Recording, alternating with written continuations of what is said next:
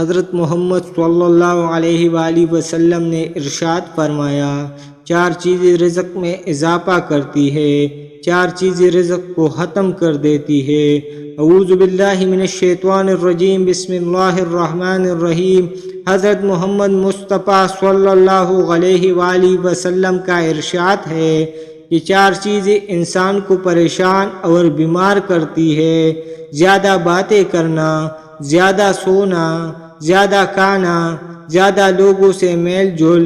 آقائے دو عالم صلی اللہ علیہ وآلہ وسلم نے ارشاد فرمایا، اور آپ جب بھی کھانا کھاؤ، بھوک رکھ کر کھانا کھاؤ تاکہ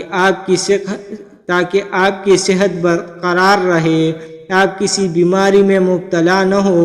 زیادہ کھانے سے انسان بہت سی بیماریوں سے مبتلا ہو سکتا ہے۔ حضرت محمد مصطفیٰ صلی اللہ علیہ وآلہ وسلم نے فرمایا، یہ 4 چیزیں آپ کو ختم کر دیتی ہے: پریشانی، غم، بھوک، دیر سے سونا۔ نبی کریم صلی اللہ علیہ وآلہ وسلم نے فرمایا، 4 چیزوں سے چہرے کی رونق ختم ہو جاتی ہے اور خوشیاں چلی جاتی ہے: جھوٹ بولنا، عزت نہ کرنا یا غلط بات پر اصرار کرنا، بغیر جانے بحث کرنا، کسی غلط چیز کو بنا خوف کے کر گزرنا۔ آقائے دو جہان حضرت محمد مصطفیٰ صلی اللہ علیہ وآلہ وسلم نے فرمایا، 4 چیزیں انسان کے چہرے کی رونق کو بڑھا دیتی ہے، چہرہ روشن اور منور ہو جاتا ہے: پرہیزگاری، وفاداری، رحم دلی، دوسروں کے بغیر کہے ان کی مدد کرنا۔ حضرت حذیفہ رضی اللہ عنہ بیان کرتے ہیں کہ میں نے حضور اکرم صلی اللہ علیہ وآلہ وسلم سے سنا، آپ صلی اللہ علیہ وسلم نے فرمایا، ایک آدمی کی جب موت کا وقت آیا اور وہ اپنی زندگی سے مایوس ہو گیا تو اس نے اپنے اہل و عیال کو وصیت کی، جب میں مر جاؤں تو میرے لیے بہت سا ایندھن اکٹھا کر کے آگ جلانا اور مجھے جلا دینا۔ جب آگ میرے گوشت کو جلا کر ہڈیوں تک پہنچ جائے، میرے جسم کو لے کر پیس ڈالنا اور کسی گرم ترین دن میں یا جس روز تیز ہوا چلے تو میری راکھ کو دریا میں ڈال دینا۔ پس اللہ تعالیٰ نے اس کے اجزاء کو جمع کیا اور فرمایا، تو نے ایسا کیوں کیا؟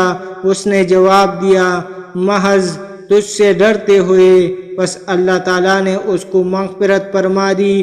حضرت ابو ہریرہ رضی اللہ عنہ سے روایت ہے کہ حضور اکرم صلی اللہ علیہ وسلم نے ارشاد فرمایا، ایک شخص جس نے کوئی نیکی نہیں کی تھی، جب وہ مر جائے تو اسے جلا دیا جائے، پھر اس کی آدھی راکھ خشکی میں اور آدھی سمندر میں بہا دی جائے، کیونکہ خدا کی قسم اگر اللہ تعالیٰ نے اس پر قابو پایا تو ضرور اسے اتنا عذاب دے گا جتنا ساری دنیا میں کسی کو عذاب نہ دیا ہو۔ تو اس کے اہل خانہ نے ایسا ہی کیا۔